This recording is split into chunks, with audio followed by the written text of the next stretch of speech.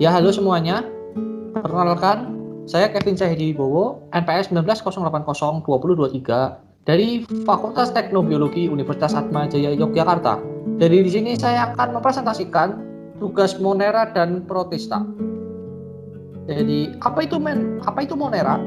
Monera itu merupakan makhluk hidup uniseluler yang artinya hanya mempunyai satu sel serta prokaryotik. Inti sel tersebut tidak mempunyai membran. Jadi untuk membedakan, kita langsung saja ke ciri-ciri Monera. Jadi ciri-ciri Monera itu organismenya ini primitif bersel tunggal atau uniseluler, organisme mikroskopik yang hanya bisa atau dapat dilihat dengan bantuan alat seperti halnya mikroskop, bisa ditemukan di habitat apapun, bahkan pada lingkungan yang ekstrim. Reproduksinya aseksual dan juga seksual, terbagi menjadi dua kelompok, yaitu Archaebacteria dan juga Eubacteria. Lalu selanjutnya kita harus mengenal manfaat dari Monera di bidang industri, yaitu ada Acetobacter silinum untuk pembuatan nata de coco, Streptococcus lactidans cremoris untuk menghasilkan keju dari bahan susu, ada Lactobacillus casei untuk pembuatan kecap. Enzim dari Archaebacteria tersebut ditambahkan ke dalam sabun cuci biasanya atau deterjen. Lalu beberapa peranan Monera di bidang farmasi, ada Streptomyces yang menghasilkan antibiotik tetracycline untuk mengobati infeksi bakteri kokus, ada Streptomyces griseus menghasilkan antibiotik streptomycin untuk mengobati disenteri, tifus, dan juga TB. Streptomyces aurefaciens menghasilkan antibiotik berupa auremycin atau mengobati pneumonia, batuk rejan, infeksi mata. Lalu ada Streptomyces rhinosus, dia menghasilkan antibiotik teramicin untuk mengobati pneumonia, tipus, infeksi, dan urogenitalia. Lalu ada Streptomyces fradiae, antibiotik berupa neomycin untuk mengobati TB. Dan yang terakhir ada Streptomyces venezuelae, dia berupa antibiotik chloromycetin untuk mengobati Rickettsiae. Lalu peranan Monera di bidang pertanian, ada bakteri nitrifikasi, ya dia akan membantu proses pembentukan senyawa nitrat di dalam tanah. Oke, kita beralih ke Protista. Apa itu Protista? Dia itu merupakan makhluk hidup bersel satu maupun bersel banyak yang tersusun sederhana dan sudah memiliki membran inti. Beda seperti halnya tadi Monera. Ciri-ciri umum yang biasa kita jumpai, dia merupakan makhluk hidup uniseluler, namun juga terdapat multiseluler pada ganggang laut. Lalu memiliki membran inti atau eukariota, beberapa bersifat autotrof atau heterotrof, hidup di habitat yang berair atau lebih lembab, dapat hidup sebagai parasit bagi organisme lain, memiliki flagela atau silia. Oke, peranan Protista mirip tumbuhan secara umum. Ini ada ganggang merupakan plankton sebagai makanan ikan, agar-agar sebagai bahan makanan, ada juga kosmetik dan farmasi dari anggota Rhodophyta, yaitu Eucheuma, Gracilaria, Gelidium. Lalu ada asam alginat sebagai penghasil es krim, cat, kosmetik, dan tekstil. Bahan yang diekstrak dalam anggota ada Phaeophyta, yaitu Laminaria. Bahan makanan sebagai protein sel tunggal atau PST dari anggota Chlorophyta dan yaitu Cholera. Kalau peranan Protista di bidang pertanian, ini ada alga sebagai bahan untuk meningkatkan kesuburan tanah baik secara langsung maupun tidak.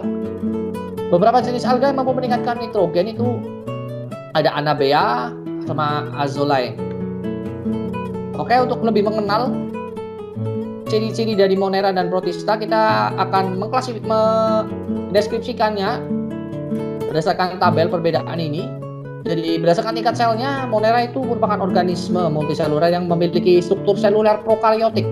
Sedangkan Protista ini dia memiliki organisme seluler yang susunannya itu eukaryotik.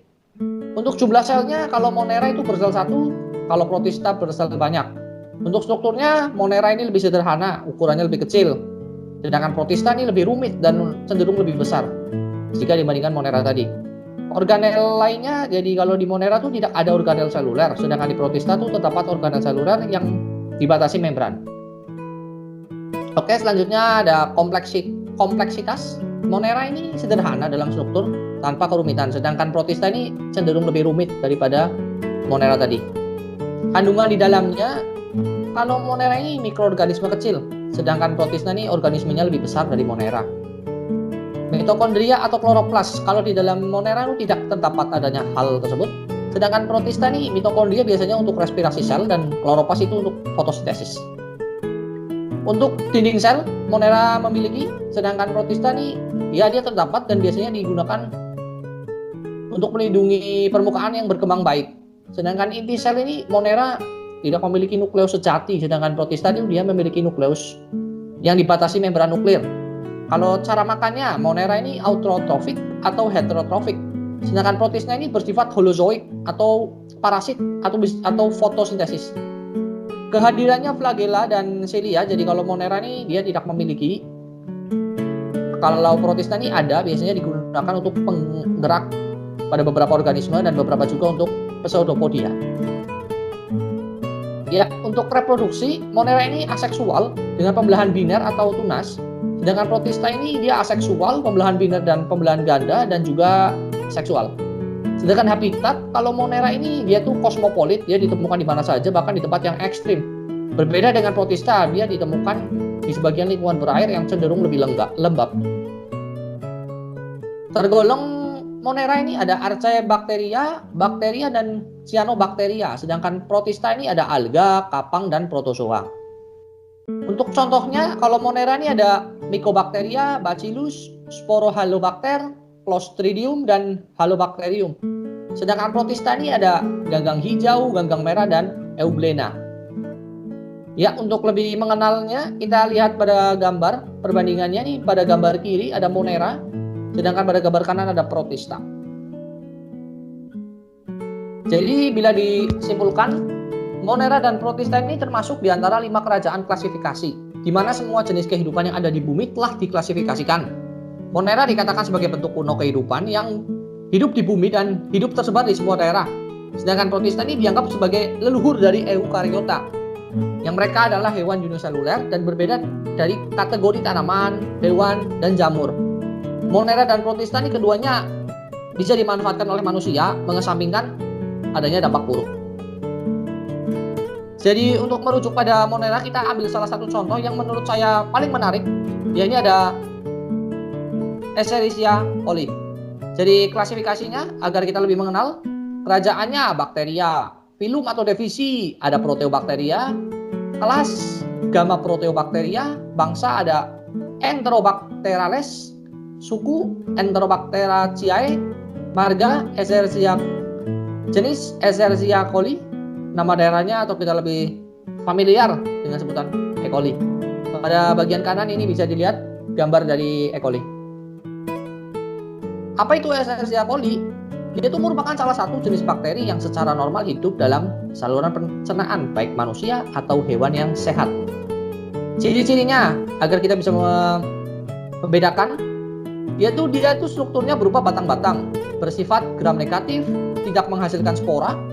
Sifat lainnya dapat membantu menghasilkan vitamin K2, tidak kasat mata dan hanya bisa dilihat dengan mikroskop.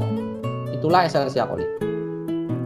Ya, untuk Escherichia coli, morfologi Escherichia coli ini bakteri gram negatif berbentuk batang pendek yang memiliki panjang sekitar 2 mikrometer, diameternya 0,7 mikrometer dan lebar 0,4 sampai 0,7 mikrometer, serta sifatnya yang anaerob fakultatif. Peran dari Escherichia coli ini biasanya pada usus besar manusia yang berfungsi untuk menekan pertumbuhan bakteri jahat. Dia juga membantu dalam proses pencernaan, termasuk pembusukan sisa-sisa makanan dalam usus besar. Kalau berbicara tentang fungsi utamanya, E. coli ini membantu memproduksi vitamin K melalui proses pembusukan sisa makanan. Vitamin K sendiri berfungsi untuk pembekuan darah, misalnya saat terjadi pendarahan seperti pada luka, mimisan. Vitamin K ini membantu menghentikannya. Oke, kita beralih ke Protista. Untuk lebih mengenal lebih jauh, saya ambil salah satu jenis dari Protista yang menurut saya menarik. Ada Paramecium caudatum. Klasifikasinya kerajaan Chromaveolata, filum atau divisi Ciliopora, kelas Oligohymenopora, bangsa Peniculida, suku Paramecidae, marga Paramecium, jenis Paramecium caudatum, nama daerah P. caudatum. Baik, untuk mengenal lebih jauh apa itu Paramecium caudatum, dia itu salah satu jenis protista yang biasa hidup di rawa, sawah, dan tempat-tempat berair lainnya yang mengandung bahan organik dengan tubuh oval dan tidak berubah-ubah. Ciri-ciri Paramecium, ujung depan tubuhnya tuh tumpul dan bagian belakangnya meruncing seperti sandal. Mempunyai dinding sel, tubuhnya berukuran sekitar 120-300 mikron, memiliki dua inti yaitu makronukleus dan mikronukleus. Memiliki vakuola kontraktil dan non-kontraktil. Bergerak dengan menggoyangkan silianya. Reproduksinya itu secara vegetatif. Dengan cara apa? Pembelahan biner tentunya. Dan generatif dengan konjugasi tentunya. Oke, untuk lebih mendalami lagi, apa itu morfologi Paramecium? Jadi Paramecium memiliki tubuh yang seluruh atau sebagiannya itu ditutupi oleh silia. Ini yang menjadi ciri khas tertentu dari dia. Atau kita sering kenal dengan rambut getar. Mempunyai satu makronukleus dan satu atau beberapa mikronukleus. Paramecium bereproduksi secara vegetatif dengan pembelahan melintang. Makronukleus membelah secara amitosis, sedangkan mikronukleus secara mitosis. Peran dari Paramecium ada 3. Dia tuh berperan dalam jaring-jaring makanan di dalam sistem akuatik sebagai zat pengurai, berperan dalam kontrol populasi alga, bakteri, dan protista lain. Lalu dia itu sebagai pembersih partikel kecil berupa debu di dalam air. Jadi yang bisa saya simpulkan dari Monera dan protista ini, keduanya itu merupakan salah satu dari klasifikasi makhluk hidup yang ada, dia bermanfaat bagi manusia. Tinggal bagaimana dari kitanya sendiri untuk memanfaatkan, mengelola, dan mengeksploitasi secara bijaksana dan tentunya efisien. Ya, kita bisa lihat ini daftar pustaka yang saya pakai. Oke, sekian dari saya. Apabila ada kesalahan, saya mohon maaf. Saya atas nama Kevin Cahyadi mengucapkan terima kasih.